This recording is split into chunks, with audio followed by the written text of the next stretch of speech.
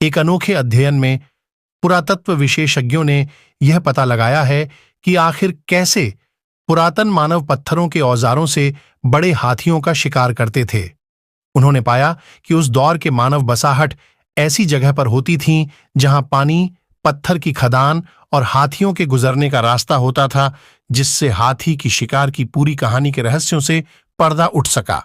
तेल अवीव यूनिवर्सिटी के पुरातत्वविदों ने एक शानदार खोज में पता लगाया है कि पुरातन मानव का पानी के स्रोत, पत्थर के हथियार बनाने वाली जगहें और हाथी के शिकार के साथ बहुत ही गहरा नाता था।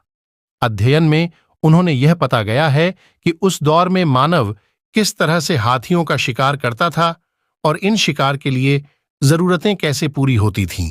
पुरापाषाण युग में करीब 20 लाख साल पहले हमारे होमो इलेक्टस पूर्वज खुद को जिंदा रखने के लिए शिकार पर बहुत अधिक निर्भर रहा करते थे और शिकार के लिए उन्हें हथियार की जरूरत हुआ करती थी और इसके लिए उन्होंने पत्थर के औजार और हथियार बनाए थे जिससे वे खाने और अन्य जरूरतों को पूरा कर सकें।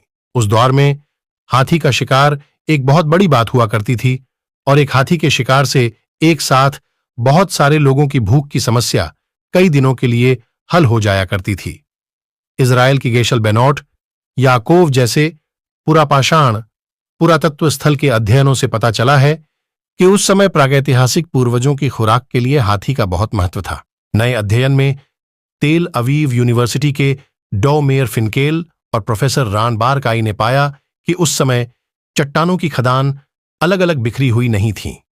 पुरातन मानव की 3 मूल जरूरतों पानी, भोजन और पत्थर को ध्यान में रखने पर पाया गया कि ये खदान पानी के पास तो होती ही थीं, लेकिन वे वहीं हुआ करती थीं जहां से हाथी गुजरा करते थे, क्योंकि हाथियों को पानी की जरूरत हुआ करती थी और उनके रास्ते भी निश्चित हुआ करते थे।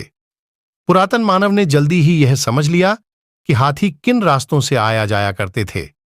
वहीं एक बार हाथी की शिकार कर उसे तुरंत ही पूरा तो खाया नहीं जा सकता था, ना ही उसे मारे गए स्थल पर छोड़ा जा सकता है।